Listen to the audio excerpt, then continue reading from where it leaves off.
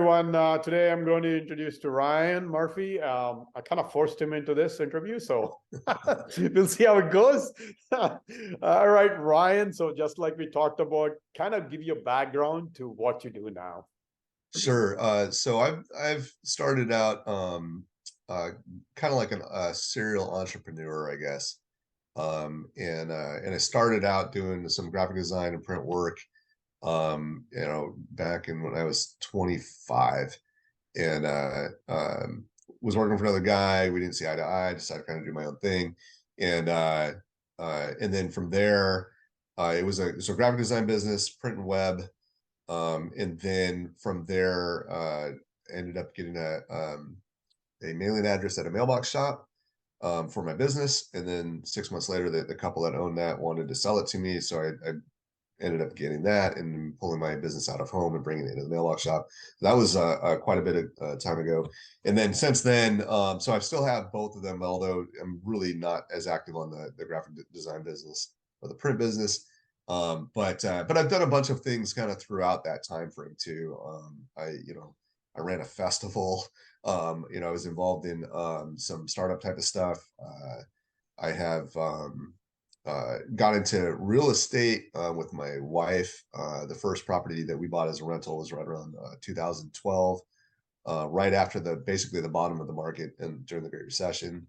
And we've had since then we've got a few properties, and then got involved in multifamily. The first property there was in 2018 with a few partners, and then after that started working with some other people, and got into some deals with a few people just more on an individual basis. And then now that group of people, a few of us have partnered, and so now we have Cash Flow Champs, which started in June of 2022, and we're basically pretty active looking at deals, but we're doing a bunch of other stuff through that, a lot of outreach and content and everything. So right now my focus is that I still do have the mailbox shop. I still have access to vendors on the graphic side or whatever, but my main focus is multifamily and real estate. Awesome. So yeah, just like we talked about, Ryan, it's not just multifamily syndication. You're trying to create a fund and all. So would you like to share that, and also kind of share who would you like to connect, and who are your good connections, and also who can you help? Sure. So through this, the multifamily and the work that we're doing with this team now, Cash Flow Champs, we've kind of touched on a few different types of asset classes or whatever. And so the fund that you're talking about, we're working on a fund that's we started out thinking short-term rental, but then we realized it might make sense to add in and kind of be more flexible and be able to use those funds towards multifamily as well.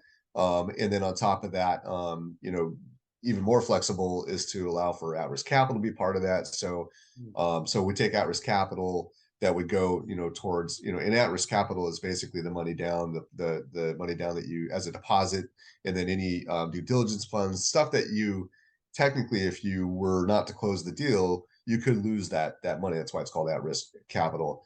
But the chances of losing it are high unless you're not a good operator. But the idea of a fund is that it's mitigated across multiple properties, therefore the risk is lower. And usually the at-risk capital earns a certain percentage of like the GP side of it, and therefore the return is a little bit higher. The higher risk, higher return. But if it's mitigated risk across multiple properties, then your risks go down, but the returns are still pretty good. And so that's where having that fund maybe participate on at-risk capital as well as short-term rentals and multifamily gives us a lot more flexibility. And like the short-term rentals, you can buy a single family home with just $100,000-$200,000 versus multifamily. It's a much larger amount of money for a raise for multifamily. And so while we're targeting multifamily, we can also pick off short-term rentals and use the same fund to do it. Therefore, the money is deployed, it's active. And so that was kind of the idea of that fund. Let's see, what was the other? Yeah. So what, based on that, what would be the good connections, or who are the type of people you'd like to connect to, and who can you help? Obviously, Right. fund, obviously anybody who wants to be a passive investor, I'm going to guess. Yeah. I mean, we're obviously looking for passive investing for all of our deal flow. So we're always doing that. We got a lot of content out to push that out. Specifically, if we were to say, more of like which individuals do we really want to meet, other than of course the masses of anybody that wants to invest, then it would probably be like, people who are in the capital space. Maybe they've got investors that they're looking for deals to bring their investors to. People call that capital raising. Capital raise is kind of that term isn't necessarily the way it always works, but if they co-GP on a deal, if they're part of a partner on a deal that they can bring that to the table, and also participate in kind of what the deal is, operations, and other roles that they play there. So there's that that we're looking for. We're looking for connections to, anybody that has connections with capital, what I call capital partners, whether it's equity partners, the family offices, all that kind of stuff that might be interested in kind of the things that we do. So certainly we're always looking for that. We're always open to talking to anybody for any type of networking situation. But that kind of brings me to what do we offer, so what can people gain from us? And our brand promise is something of value for everyone. And so what that means to us is that we always have something that we can offer to somebody that's going to be valuable to them. And I can give you kind of it's almost like a bullet list of stuff. So we have free underwriting sessions every Saturday that are phenomenal. They're run by one of my partners, Charles Seaman, and just just an absolutely, what you learn there is incredible. And it's every Saturday without a miss. Even on Christmas, this guy will do it. It's just ridiculous. So and you just a ton to learn there. I mean, he'll go on and on until people are done with questions, and just I've seen this session last 3 hours. And it's free. There's that. We run a summit right now. It's a virtual summit once a year, also free, but it has all the top speakers in the industry. And it's just a fantastic summit. We got a lot of great feedback from there and networking. So those are two pretty high value free items. We also offer coaching. There's certain things that we charge for, of course, but we do offer coaching in the multifamily space with the promise that it's a 12-month coaching program. But if you don't get into a deal, you can continue until you get into a deal. So our focus there is you will get into a deal if that's what if that's why you're doing it. We will make sure that you get into a deal. We've got podcasts and webinars, and there's a lot of marketing and content stuff going on. We also do meetups. And so that's starting to expand. Right now, I want to say there's probably 5 or 6 meetups, something like that. But that's expanding. And then when I say something for everyone, that's sort of like the people that are learning.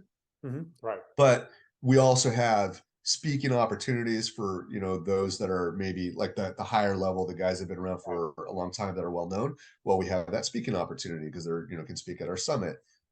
We have sponsorship opportunities for the summit, and also for the other things that we're doing with our all the other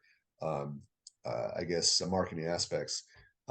So obviously deal flow, opportunities for investors, opportunities for, family offices and institutional money or whatever, because we're going to be doing deal flow. So it's basically anytime that we're talking to anybody, I can offer you something.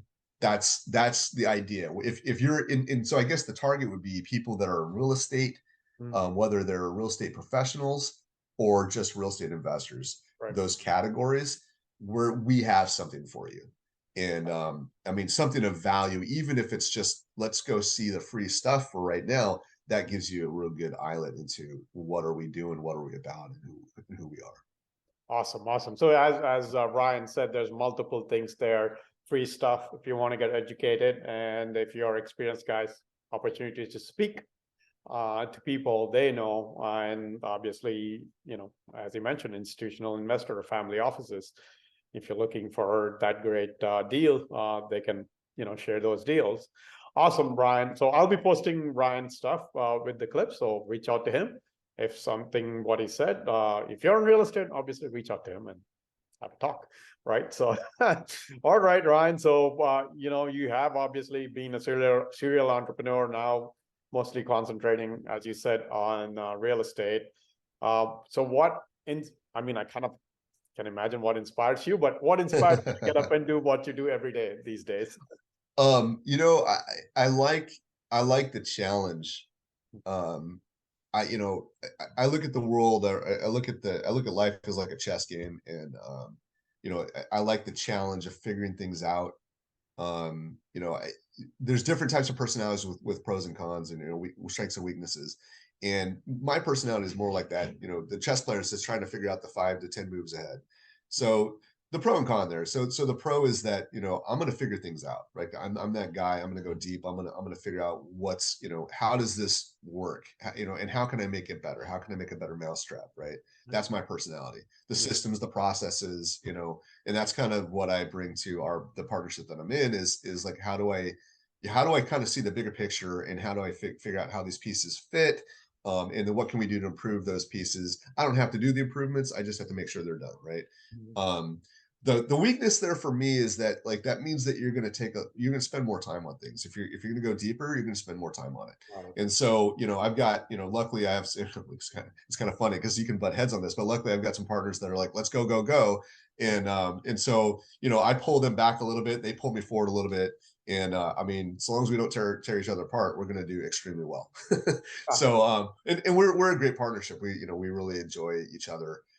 Certainly there's some push and pull here and there. But that's kind of what I bring to the table there. So as far as what drives me, it's like, what's the next challenge? What's the next thing that we've got to go after? How do we attack this problem?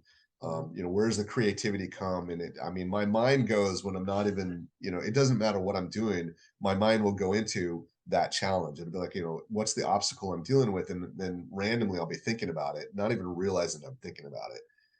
So yeah, that's kind of what I think what drives me.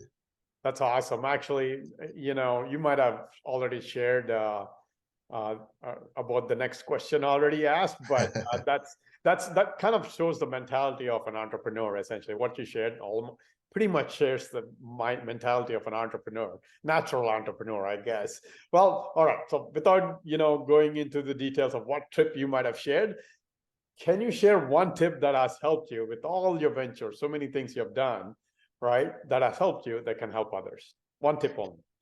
Yeah, and that's an interesting question for me.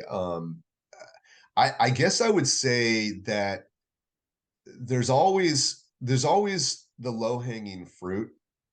There's always something, the 80/20 rule, where 20% of your efforts are going to give you 80% of your results. Mhm.